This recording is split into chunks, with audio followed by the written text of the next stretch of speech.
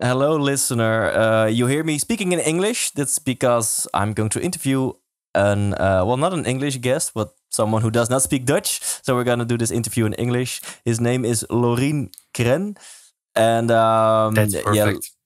yeah, Lorin. I have so many questions for you. People who follow me Mm. like every week for the past months or even year, they know that I'm into the not relationship stuff. I'm into healing wounds of the past, masculine, feminine energy.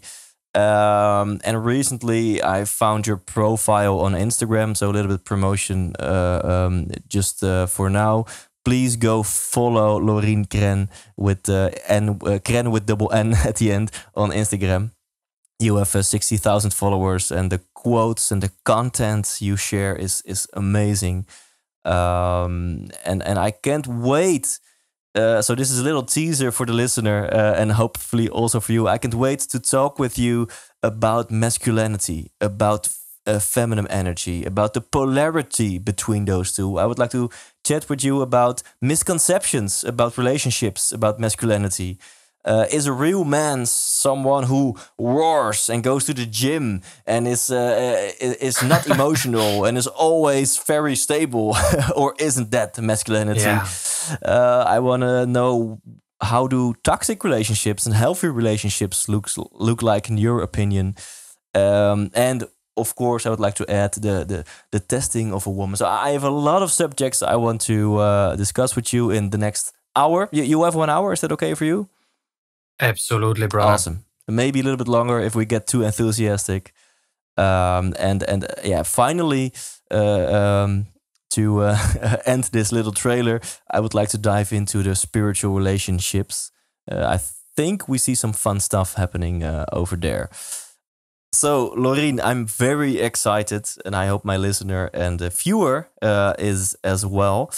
The famous first question, Lorin, what or who do you want to become when you grow up?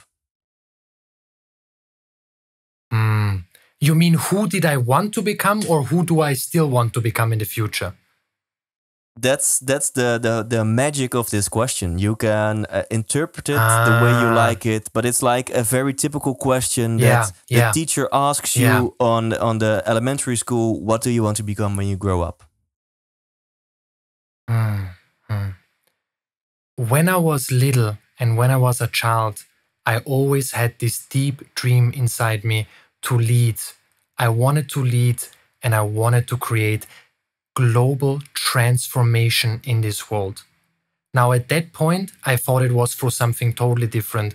But at a very young age, 7 or 8, I told my mother, I'm going to be a leader in this world and I want to create global transformation. Now, of course, I use different language. I didn't say I want to create global transformation of consciousness. And I didn't know that I will teach about relationships and masculine and feminine dynamics and sacred sexuality. However, I already knew from a very early age on that I'm here to create something. I'm here to shift something. I want to lead. I want to create and bring something, birth something new into this world. And at what point did you discover, bam, masculine energy, feminine energy, relationships? I don't know what the main thing is, but at what point did you discover that's going to be the topic, the subject where I'm going to make a big difference, a big transformation in the world? Perfect question.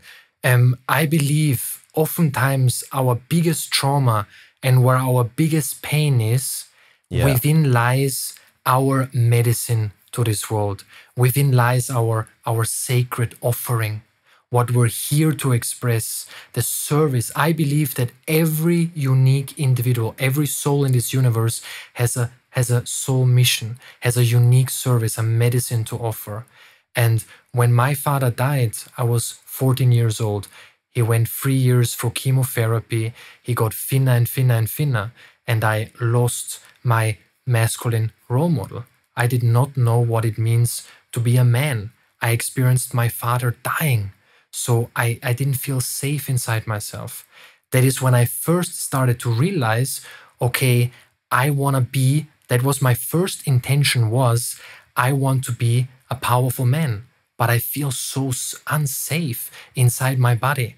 I feel so disconnected from myself, and I constantly need to do outside things to gain validation. And what I did was picking women up and talking to women on the streets.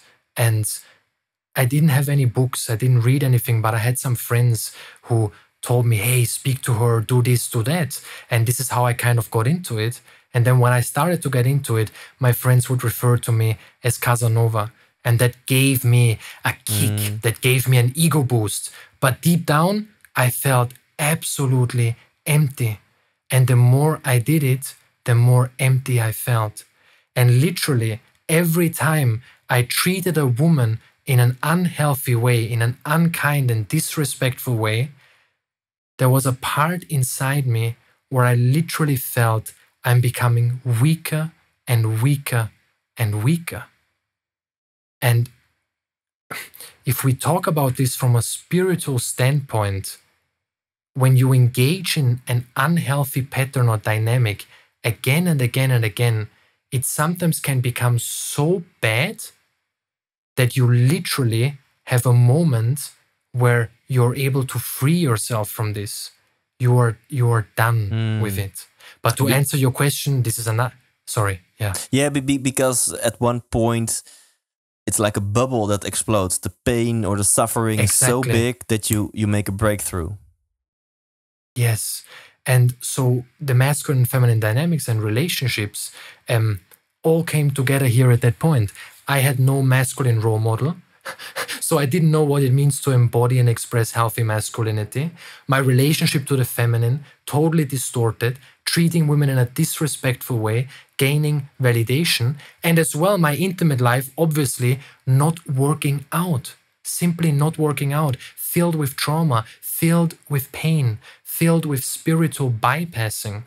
Yeah. So you and say at some point that bubble, just like you described beautifully, that bubble exploded.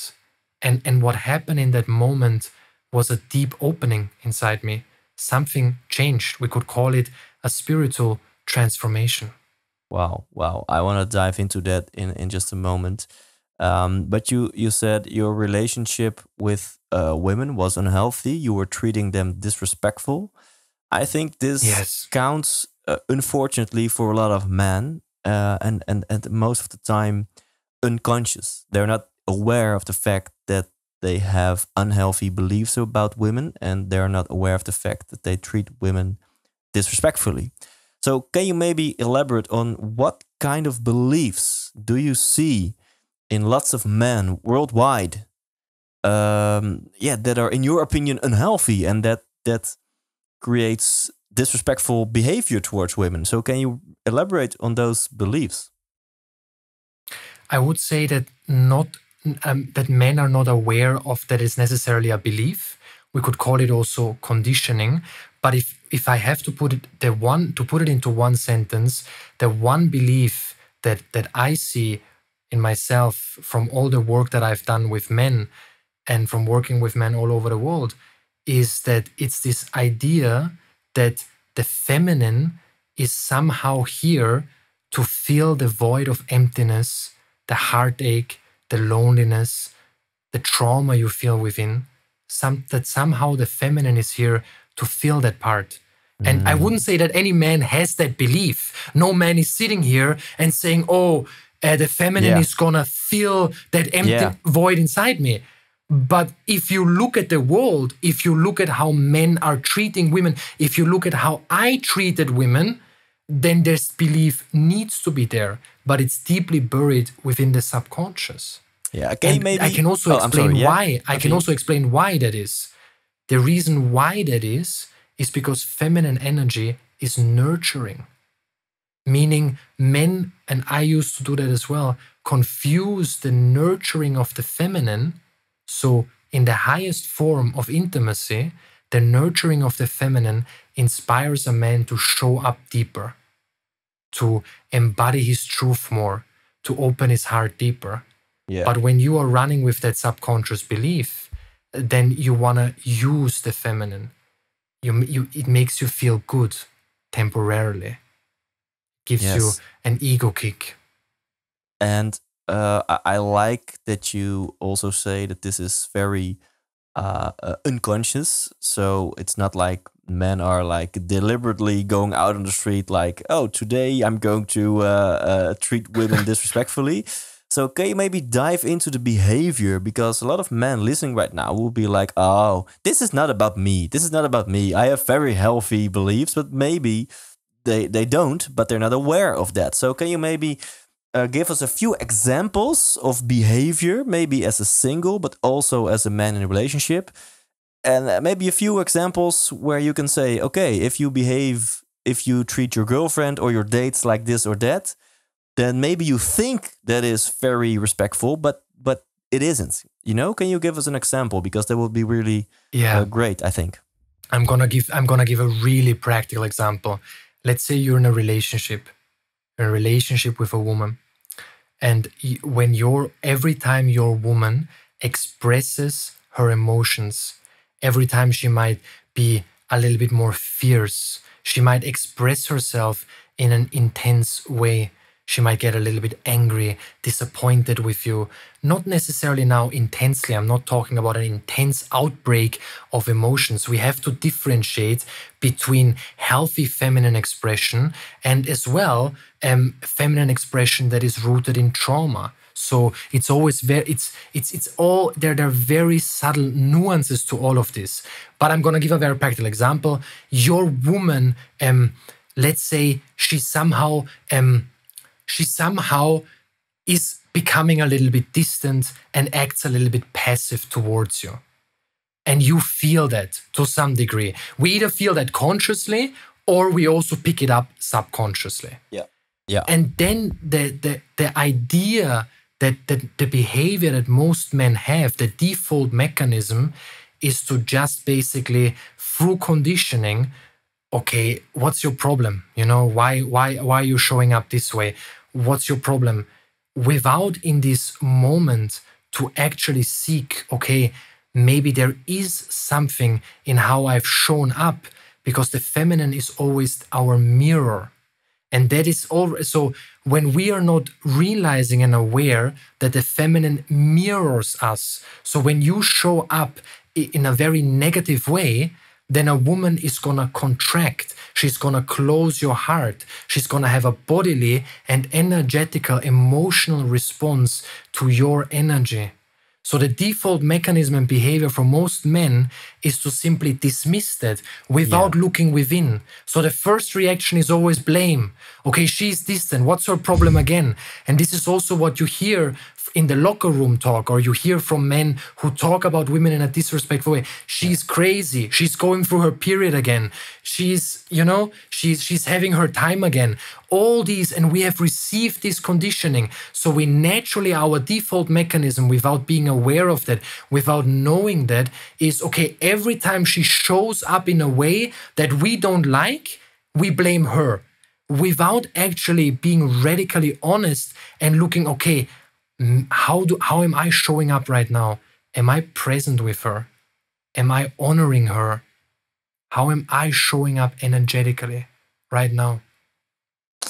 I'm almost lifting up at this moment out of enthusiasm, because this is the by far the biggest insight that I have that has gotten into me in the last year in my relationship and in my behavior with my girlfriend and in my own personal growth. And so I'm very happy that this is the number one thing that you give us as an example. And so for all the men, I'm talking to you right now, listening right now, if this is you, if your girlfriend is is behaving distantly towards you, or is a little bit ignored or annoyed, annoyed or a little bit angry, if your first reaction is to dismiss that, is to blame that, and to talk with your friends about that, and I just had a conversation with a friend of mine about this, and it's always like, oh yeah, she behaves like this and that. That's crazy, right? Oh my God, really? Oh, you did nothing wrong, bro. That's super weird. But that's exactly what I'm talking about. Yeah, but please, man, listen to Lorin, and this absolutely changed my relationship, my life, and the happiness I think my girlfriend and I, to look at it like this. And I think I cannot reproduce your words, but you said something like it's always a mirror. It's a mirror of your energy. So always energetically, yes, yeah, she mirrors you. And let's not say something is wrong with you, but yeah, elaborate. Yeah, go ahead.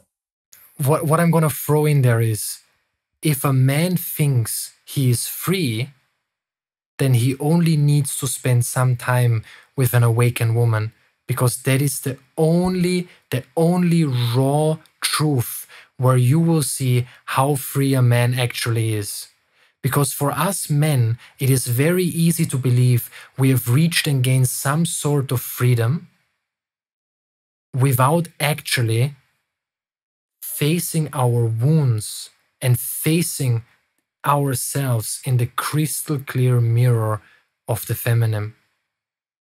So what often happens here is also a bypassing. A lot of men think, okay, I'm good on my own, I experience a sense of freedom. But if these men are not able to, in that moment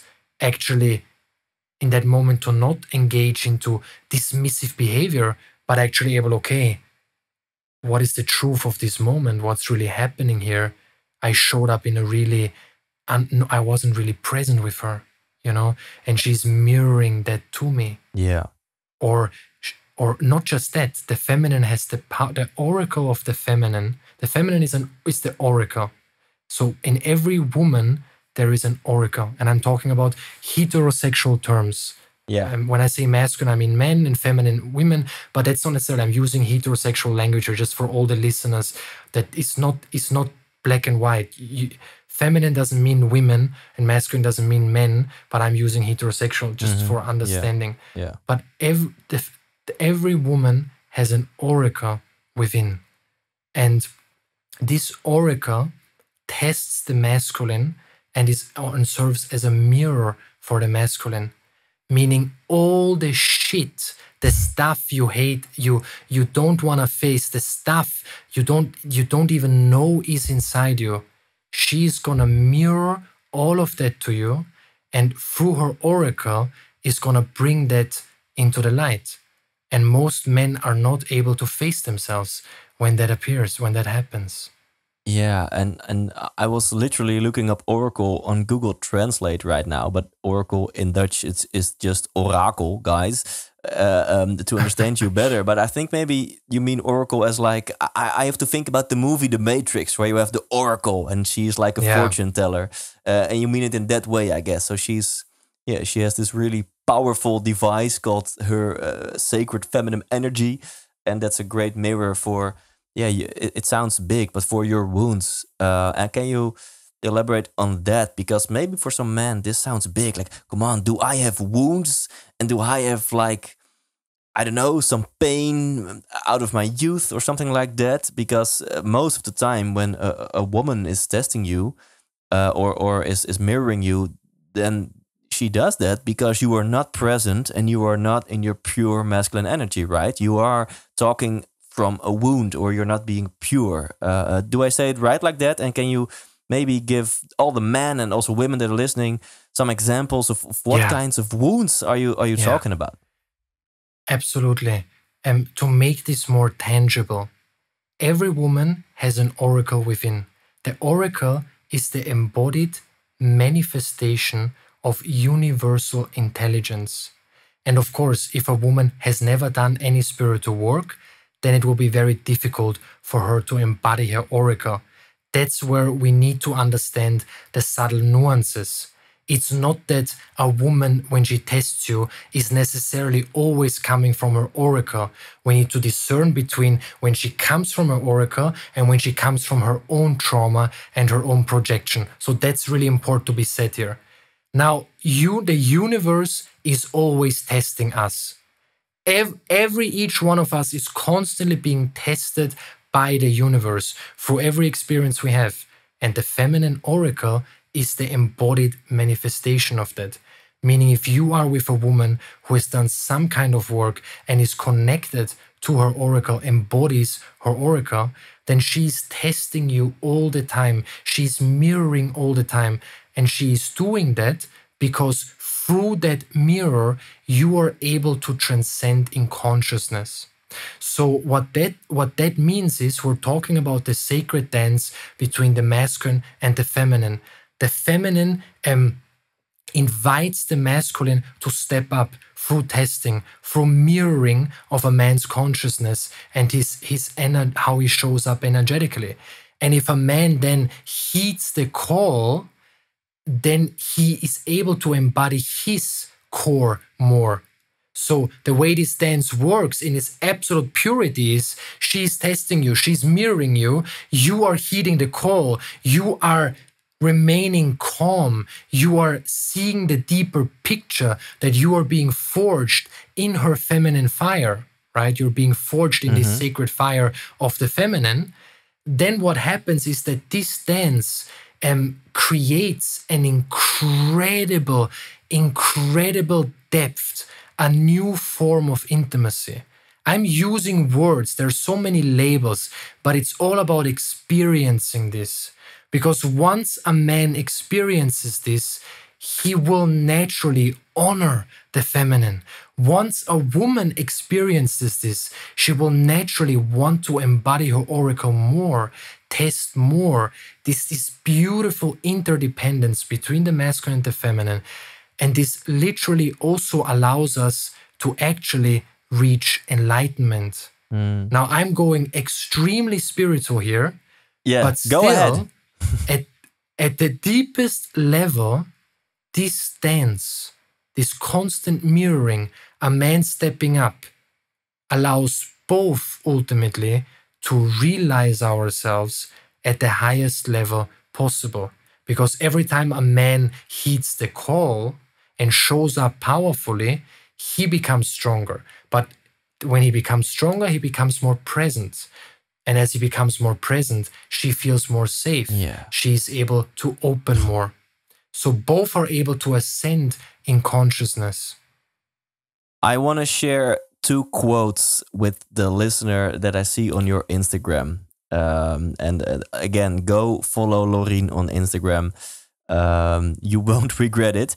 One is about feeling safe, and it's literally about what we are discussing right now. So here comes the quote, and that's: physically protecting a woman is great. Emotionally protecting her is even greater.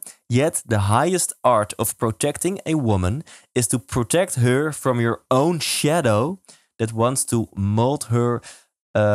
I think that's enough. But the highest art of protecting a woman is to protect her from your own shadow.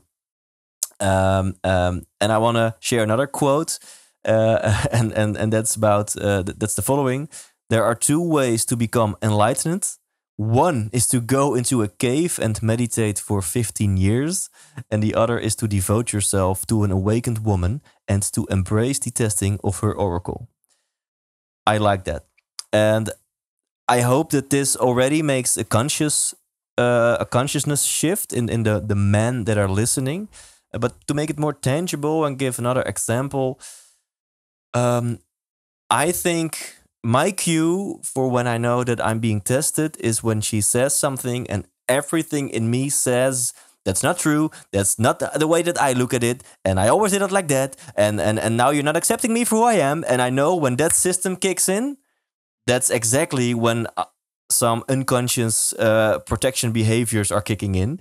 So I now taught myself that when that is kicking in, I'm going to let those voices calm and just be very interested in her. Okay, baby, what do you feel, etc.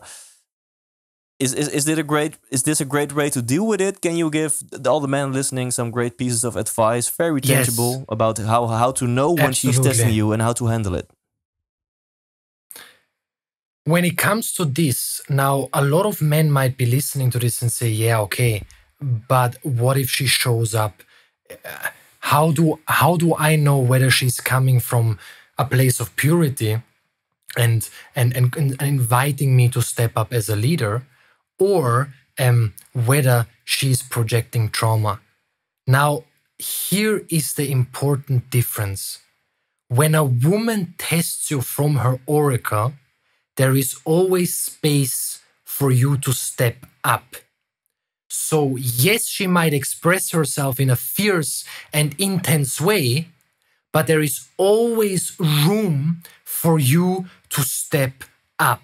And she's asking and she wants that. And once you do that, there is more intimacy, there is more safety, there is an immediate shift in energy. You can sense it, you can feel it. She's expressing herself fiercely and suddenly, boom, she relaxes. Everything calms down. But when she's coming from wounded testing, which isn't even testing, it is just trauma projection ultimately. Testing comes only from the oracle. Everything else is not testing. This is not something she does on a conscious mind level. She's not saying, I'm gonna test him. This is the deeper impulse, the highest intelligence from the universe. But when a woman projects trauma, then there is no space. So for instance, a man then might show up powerfully as she expresses something, but it won't be good enough. Because in that moment, she is not inviting him to step up. She is just offloading and projecting her trauma. So an example of that would be, she expresses herself fiercely, you remain calm and what you just mentioned, hey baby, I hear you, what do you need from me? And then her response might be, I don't need anything from you, what do you mean? And twists everything you say. So even though you're really there, you're present with her, you want to understand, nothing is good enough. Because in that moment, she doesn't invite you to step up. She's in that moment trapped in her own pain and trapped in her own trauma. And that is the succinct difference. And it's so important to understand this. Yeah, and then because you're being present, your energy is, I want to understand you, what do you need from me? And when her reaction is, she's at that moment a great manipulator, and it doesn't matter what you say, everything is being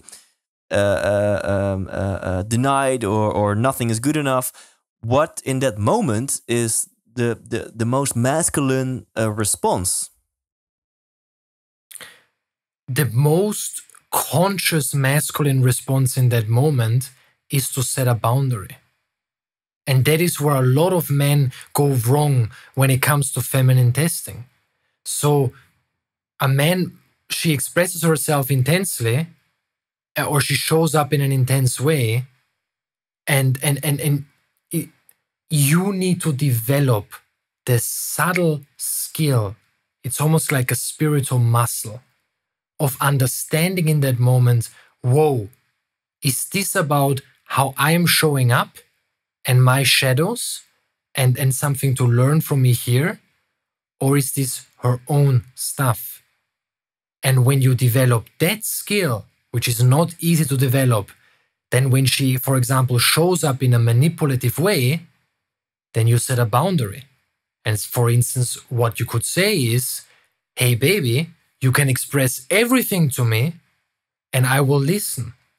But if you scream, if you shout, if you call me names, or if you keep telling me that I'm not good enough or whatever, I'm just making this up, whatever she's expressing, then I rather not engage in this conversation. And that is a violation of my boundaries. And of course, you come from a loving place, but true love cuts through everything. True love is not pleasing. True love is not being kind and softy all the time. True love can be intense, raw, fierce, always with compassion, but fierce. Yeah, and this, I guess, requires masculine energy, because it's all about, not about the words, but it's all about the weight and the energy you put into it. And to make it more concrete, is then the best thing to just literally leave physically the room, or to stay in the room but to not engage in the conversation anymore? But because I guess that a woman who is in her wound or in her pain, she will maybe not accept this boundary or just go on and on and on with calling you names.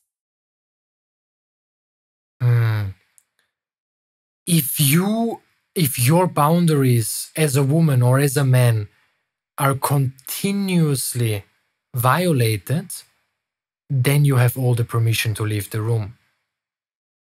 If you have expressed yourself again and again, and you came from a place of heart and truth, and this is important for you, and your needs are not being met again and again, then yes, you can leave the room. Yeah. Because if you wouldn't leave the room, it would mean that you are succumbing. You are in that moment not prioritizing the highest truth. Yeah. And again, this requires masculine energy. Do you have are there ways to train your masculine energy to get in contact with that more? Besides the testing of a woman's oracle, what can we men do to be more in our masculine energy? The idea is not to become more masculine, because that is just another story. So you hear people saying, your voice needs to sound deeper. You need to speak maybe slower. You need to do X, Y, and Z. But these are all superficial things. It's not necessarily about becoming masculine, because that's conditioning. It is about embodying your masculine core or your authentic core. We are here assuming we're talking about men with a masculine core. There are also men with a feminine core. But right now, we're talking about men with a masculine core. Now, in order to embody your masculine core, that core is different from person to person. There is no recipe. There is no exact thing. It's about removing all the barriers, all the walls around your heart, so you actually know what it means to be yourself. When you can authentically express yourself as you are, that is when you are rooted in your masculine core. Okay, so a very masculine man is not a man who's like very muscled and I don't know, always very stable and is never emotional. That's like I'm just giving a few things that I hear a lot from my fellow men about what is like a role model as a man or as masculine energy. But you say masculine energy is really being pure, being pure yourself. Yes, exactly. Yeah. Masculine energy is, we can say masculine energy is identified with consciousness, right? Yeah. Consciousness means to be present, to be, we could call it the field of consciousness. Yeah. So the highest art of masculine expression means that no matter what happens, it cannot shake you off your center, because you remain identified with consciousness, with nothingness, with the empty space. Yeah, and I guess you can only be the pure you and at the same time the most masculine you if you have healed your wounds. Because else, as we discussed earlier, you will use women as a form of validation. So you're actually filling a hole in you with the presence or the attention of women. So I think absolute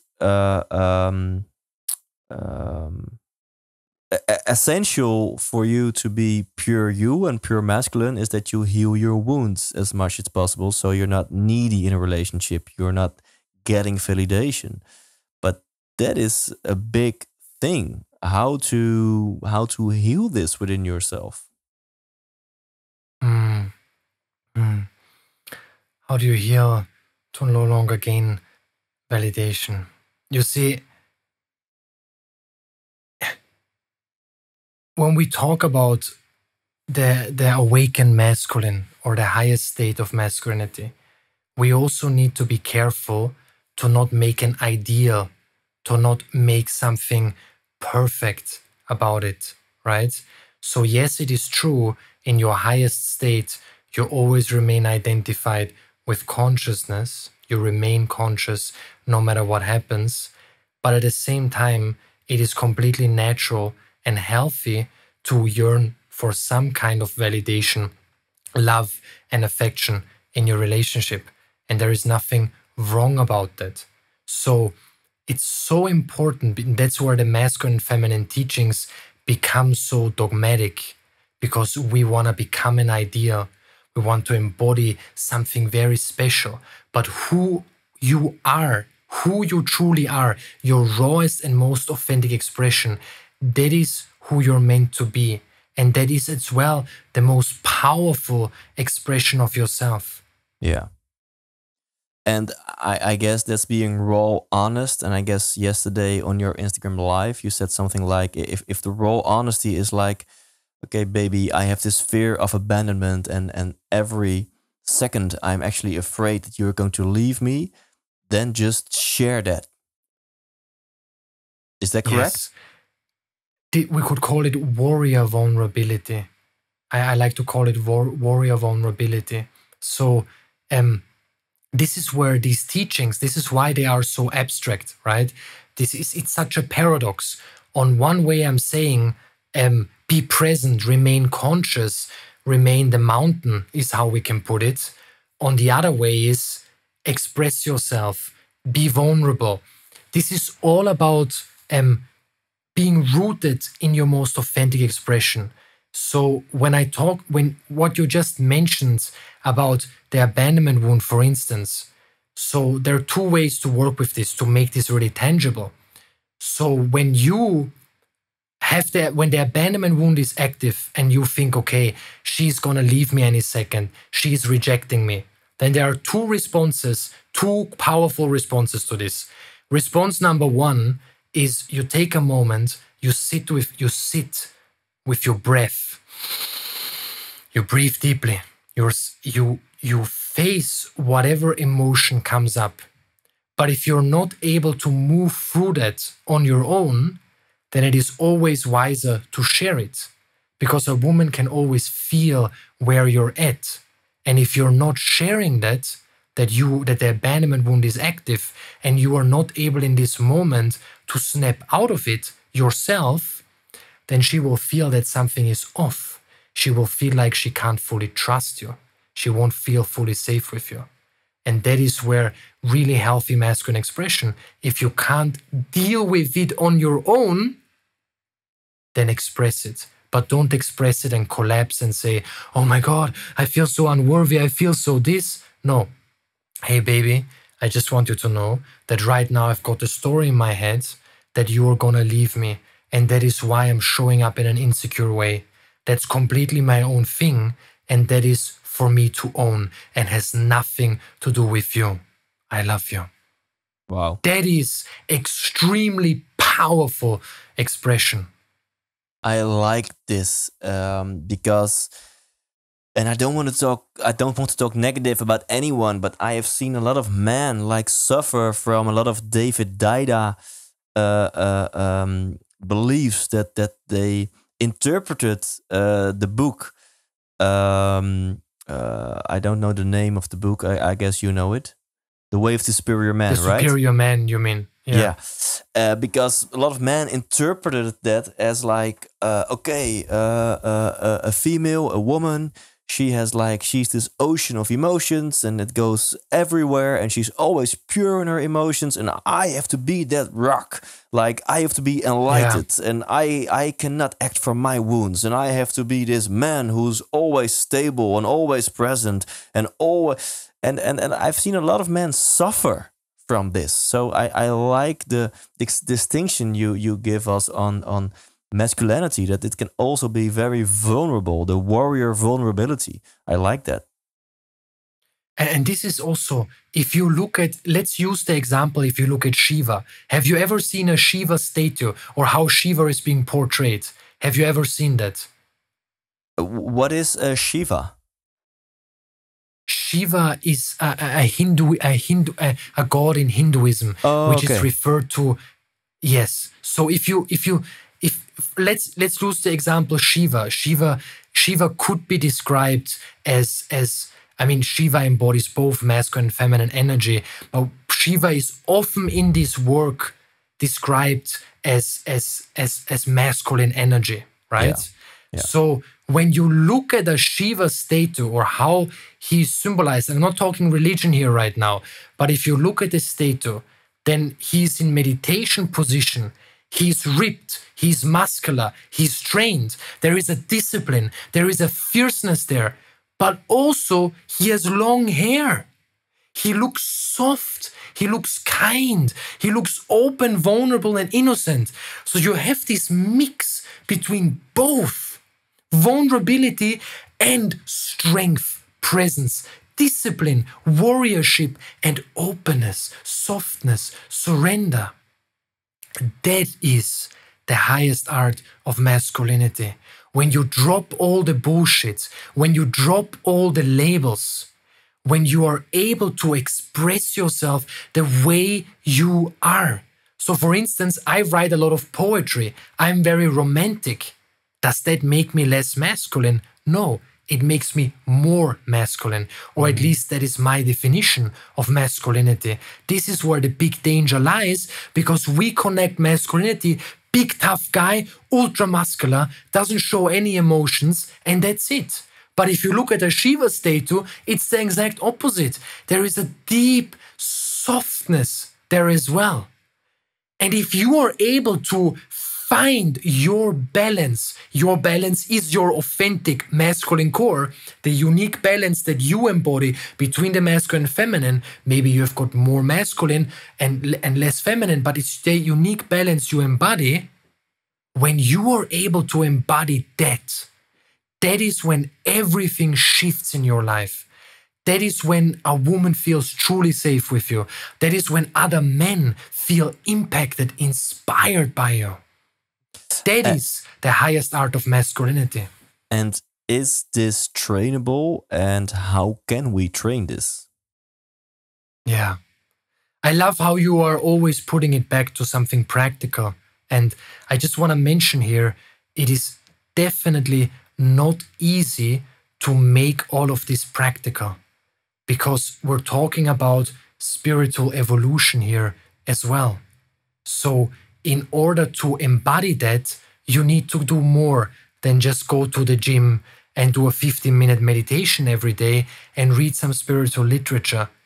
You need to have the hunger and yearning to be absolutely fucking free. Wow. That needs to be your highest yearning and hunger. I want to be free at the highest level. Another way to put it is, I want to be enlightened. You don't have to reach enlightenment, but at least have the hunger for enlightenment. And what is your definition of free? Yes, good question. Are you very powerful questions? What is my definition of freedom? Freedom means to remain aware of the deeper part within yourself. So, yes, you go through this human experience, you have trauma, you have wounds, you have fears, but there is a deeper aspect about yourself. We could call it consciousness. And when you are aware and remain aware of that aspect of yourself, that is where everything just frees you. Every experience then frees you instead of cages you more. So when a woman expresses herself intensely, you embrace her fully, and that frees you. You see? Yeah, so when a woman does something, doesn't matter what, and you feel wounded, you feel hurt, that's the exact opposite of freedom. Freedom is that you can just be there and give her space. And it's not that you exact opposite. You are allowed to have the simultaneous experience of experiencing your wounds and also experiencing a higher state of consciousness. So what oftentimes happens in our spiritual awakening is that our wounds are still coming, our shadow is still coming. So with one foot in our shadow and the other foot, we are in our, we could call it higher self or highest embodiment. So you're also allowed to have the simultaneous experience between the both of them. You don't need to be free and liberated perfectly from all wounds, because part of being human is experiencing this. As long as you breathe, you're not done. But you can find freedom in the journey. Yeah. And if you have a conscious partner, then you can hold, I guess, each other's hands in each other's journey towards being more enlightened and being more pure you, right? Yes, absolutely. Talking about freedom, I'm looking forward for this topic, the topic of commitment, because there were a lot of definitions of a relationship. Left or right, a relationship is a commitment.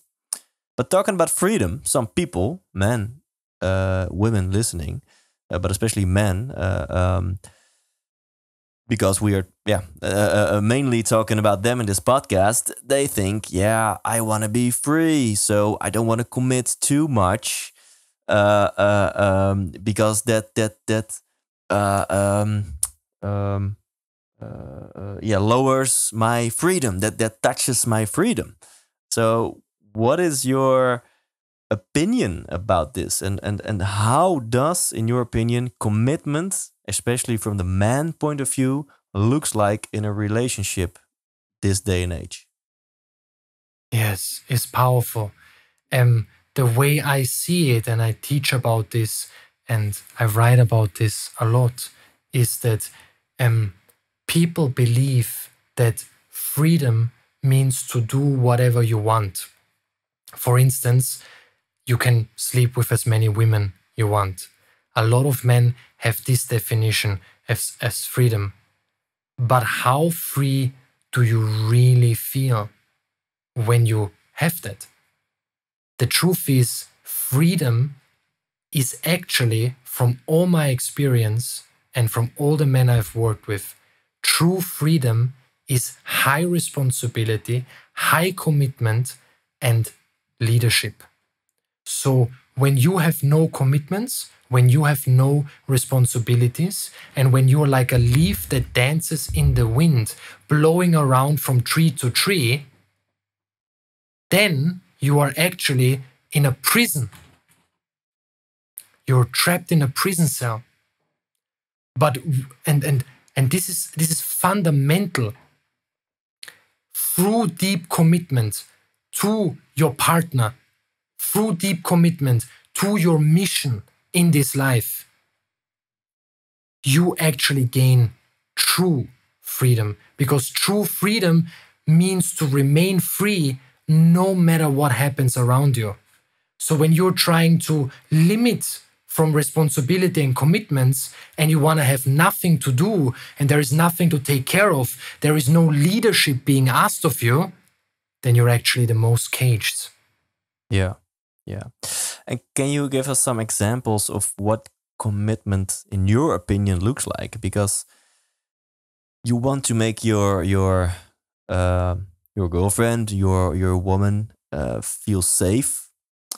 And I'm asking this because I see so much opinions about this, both man and female, about what is commitment, and is it a lack of commitment? For example, if you are sitting on a terrace and looking, and you are looking at another woman who's passing by, just I'm looking for that level of being concrete. So can you speak to the man in Holland? Man, this is a man of Holland. This is Lorin's vision on this is commitment, and this is when your girlfriend, your woman, feels safe.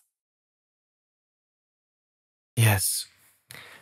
Okay, let me nail this down. True commitment, so when you find a woman who loves you truly and you love her truly, and she tests you and you heed the call, when true commitment is the only way to reach the highest level in a relationship. Now, true commitment, at least from my experience, from my viewpoint, true commitment does not mean doesn't mean, oh, I didn't cheat, so I'm committed. You know, true commitment means so much more. It means energetic commitment. So every fucking thing you do, every fucking thing you say is to go deeper in the relationship, to embrace her deeper, to honor her deeper. You see, that is what true commitment is. The only way we can reach the highest level in a relationship. Because when you are not truly committed, then you cannot show up fully, because you're energetically here and there and there. Only when all your energy is focused on something, from my experience of working with men, when all your energy is focused on one thing, then you can truly create something sacred. Yeah. And then again, there are a lot of definitions about true commitment, because now every man listening is in his definition of true commitment. What is your definition of true commitment? My definition of true commitment is that the only thing that really matters is that I move every day forward with what my service is here to this world, and I create deeper intimacy and deeper union with my woman. And everything that doesn't serve this needs to be cut out of my life, and everything that stands in this way needs to be worked through, needs to be transcended. So for instance, if a man is with a woman and he's still like leaking in sexual energy by flirting with other women occasionally, needing that validation, then that will have an impact on the relationship. Yeah. That will impact the relationship from going to the highest level. Yeah. And concrete, do you mean by that? Let's just take everything by the horns. Concrete, do you mean by that? Don't follow sexy Instagram accounts. Do not watch porn. Do not look at other women. Is it on that level? There is a human aspect. So if you are in a committed relationship and you see a beautiful woman and you feel arousal, it doesn't mean there is something wrong with you. It's important to not get into shaming, but it's about what you do with that. So I wouldn't follow sexy Instagram accounts, but if you see a naked woman and you get turned on, then use this energy. First of all, connect to your breath, breathe deeply, ground yourself, and then bring more devotion to your woman. Don't waste this energy and start fantasizing, oh, how would it be with that other woman? Yeah. Okay, how can I use this arousal to create more intimacy in my relationship? I like that. This is about short-term and long-term. Maybe it gives you a short-term kick or something to fantasize about something. But if you use this energy to commit yourself more to your woman, then this on the long term will deepener and deepener and deepener your relationship and will give you way more than this short satisfaction. That's how I interpret it. And I know that some people are living in open relationships, and I want to say I'm not necessarily against open relationships, but the harsh truth is that you can use an open relationship easily to bypass your fear of commitment. So you can say, oh, I want to be in an open relationship because that's my highest calling. But because it allows you to never have to truly commit to one woman and gift her with all your presence. Yeah, I like this because a lot of spiritual teachers or a lot of opinions in the spirituality world about relationships is that, okay, a relationship is like a contract between two people and it's a contract of limitations. And is that real love? Like, because I love you, I'm going to limit you in your behavior, in what's allowed and not. And I'm going to allow you to limit me. So a lot of, I hear a lot of these voices in the spiritual world, like, okay, relationships are actually contracts of both possession, I own you, and limitations. And that's not spiritual. But you're saying right now, and I like that, that sounds very spiritual of you, but for most people, it's just, they're just spiritualizing their fear of abandonment, their fear of rejection, their fear of commitment, right? Yes, that's exactly it. And if you are totally enlightened and totally free, then you can be in an open relationship. Because if that's what you choose to do and you have worked through all your wounds, that's fine. But as long as you've never had the experience of fully committing to one person, totally. of going to the highest fucking level as possible, you might, in most cases, just spiritualize your fear of commitment. I like that. So first, heal your wounds, get enlightened, go to the highest fucking level of intimacy, of making a woman feel safe in your energy, go to the highest fucking level, and if you reach that, and then you feel that it's your path to be in a polymeric, I don't know what the English word is, or whatever, open kind of relationship. Polyamoric. Yeah, polyamoric. Then it's okay. But first, commit yourself truly. I like that. And this is also what's important for all the men listening. You gain freedom through high responsibility. Yeah. Because high responsibility strengthens you. You want to fucking lead. You want to have responsibilities. You want to take care of things. Yeah. That is the natural way of the masculine. If you're sitting on the couch and writing with 10 different women and not committed to your service, you're not going for your truth, your purpose, you have no purpose, then you will feel at your weakest. I like that. The strongest man is the one who is most committed to his partner, to his woman, and to his mission. That is the absolute strongest man. Awesome. I like that. So I think for a lot of men, your ego is capturing you, telling you, but come on, why can't I just do this and that? And that should be allowed, right? But you say the highest level of masculinity is to take responsibility, to be committed, and to be a leader, right? And that's freedom. Yes, exactly. That is true freedom. True freedom means that you have to constantly overcome challenges. And also, when you are with a woman and you're deeply committed to her, then you can't just fuck it up. You can't just be in your shadow for 50 days, right? You're almost forced by that commitment to show up deeper. That is why commitment is so powerful. That is why responsibility is so powerful, because you're forced to get your shit together, to get your act together, to reconnect, to realign. Whereas the man who is not committed doesn't need to get his shit together, doesn't need to realign and recenter and reground himself. He can show up in whatever way because no one is gonna hold him accountable. Yeah. Your mission, your leadership, the people you serve, your woman, all of this holds you accountable. Yeah. All of this pushes you in the most healthiest way to grow and overcome challenges and the obstacles and your wounds and to heal your wounds. I like this. So if you don't commit, you will never have the environment that demands from you that you get your shit together. So I like that. And if you fully commit, you have to get your shit together. And the more conscious your woman is, the more you have to do that.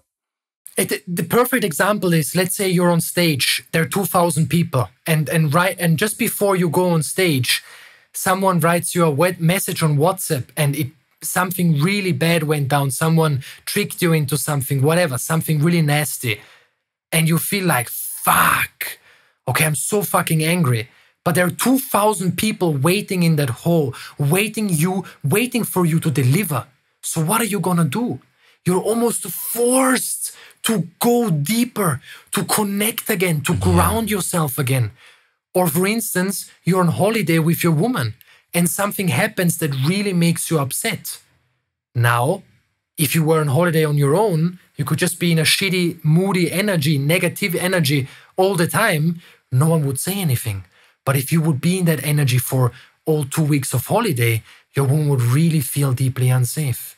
So commitment holds you accountable. And when you're held accountable, that is where you truly grow. And that is the most powerful way, I'd say, to define commitment. Great. And then, unfortunately, we're going a little bit towards the end of this interview already. But I have a few questions to wrap it up. To give us, also, because this sounds not like the most easy route, the most easy way. No, it's fucking hard. Exactly, but please, the hardest path. Hardest path. Exactly, and give us, man, some light at the end of the tunnel. So, how does a healthy relationship look like? How does a relationship like this, with the commitment, the masculine energy, the feminine testing, etc., how does that look like? So that gives us hunger. That gives us. You have a great word for this. Not hunger, but I don't know. Yearning, hunger, yearning, liberation. Yearning towards this. Yes. So can you give us some light? How does this relationship look like? Yeah, I understand that it's not easy. The things I share here, the oracle of the feminine, this testing. I'm sure many men who listen to this will be like, I don't fucking get this. What is that supposed to mean? What does that mean in practical ways? But all that is required is that you have the yearning to be completely free. And to put it in a different way, what does a healthy relationship look like? A healthy relationship means you are committed to love. True love. True love knows no limitations. True love knows no obstacles. Meaning, no matter what happens, you are willing to overcome it together and individually. So you find yourself in a specific pattern. Okay, what is required of you to break that pattern? You see, it is this absolute highest yearning. No matter what comes in my way, I will work through it. Great, and maybe to give, no, please. To give people maybe a little painful mirror. In your opinion, what does a toxic relationship look like? Yeah, a toxic relationship is you are not evolving together. So a healthy relationship means evolution of consciousness. Relationships could be described as relationships in their highest state are meant to evolve all the time.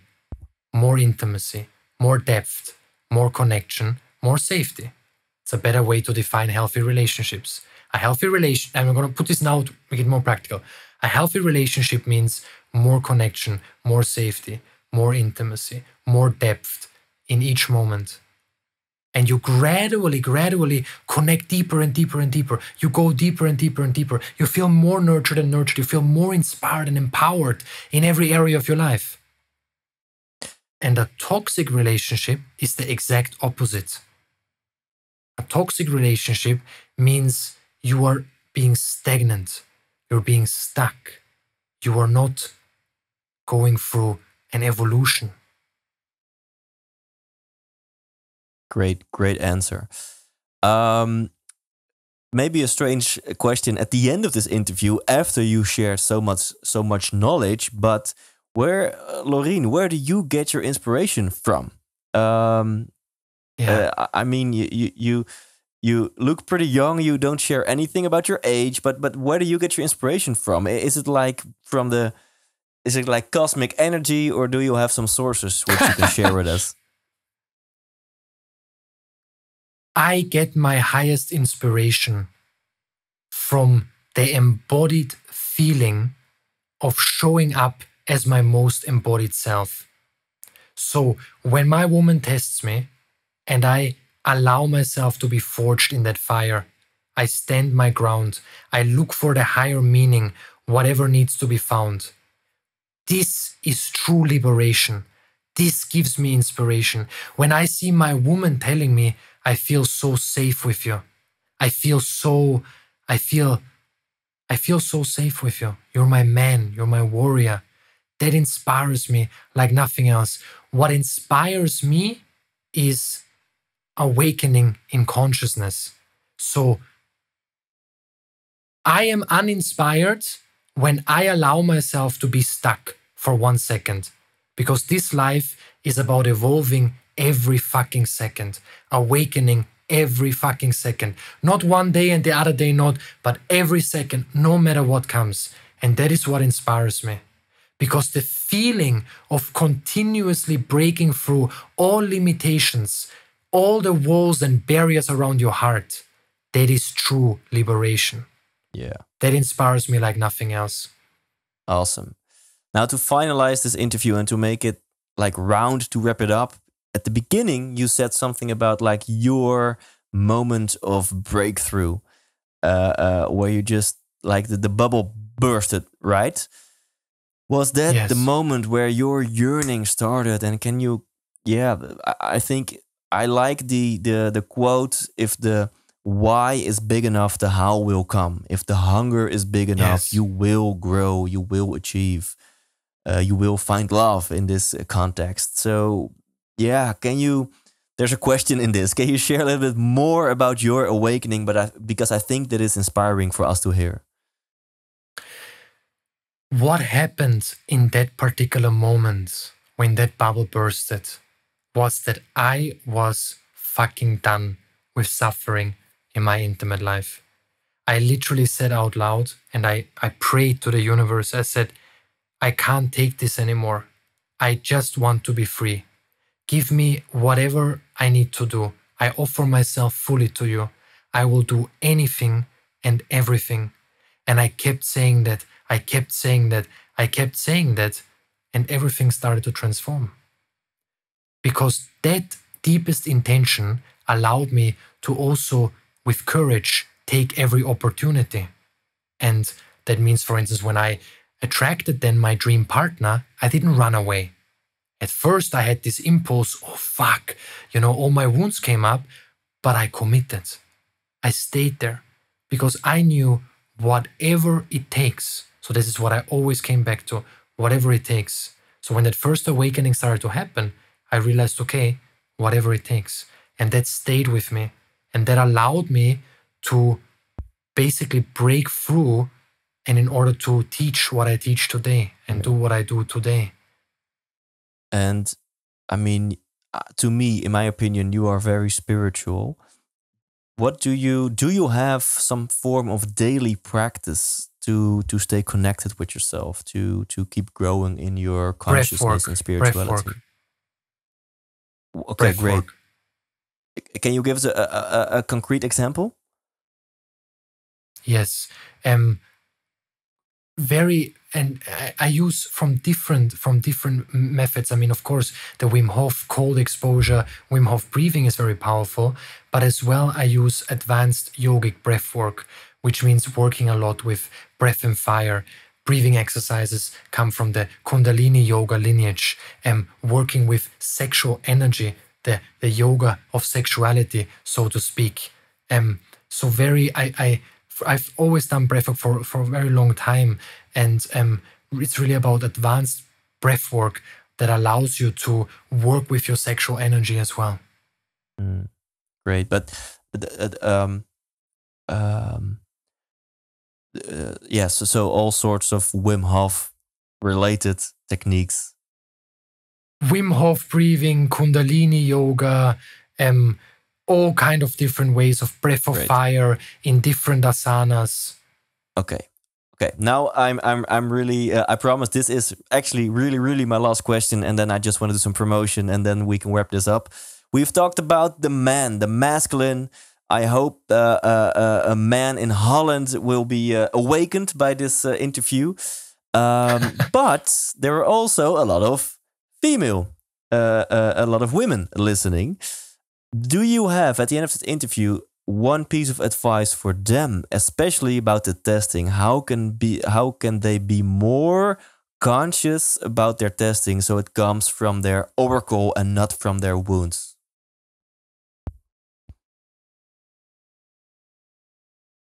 For women, I will say this. Do not be afraid and have the courage to follow the strong and intuitive impulses that are born through you. These impulses come from the highest source. When these impulses come, express them and don't indulge into fear of rejection. Don't lower your voice. Express it as the highest truth, fiercely.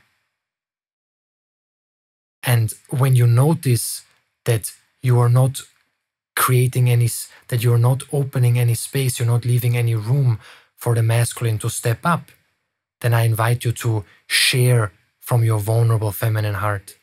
And that can sound something like that.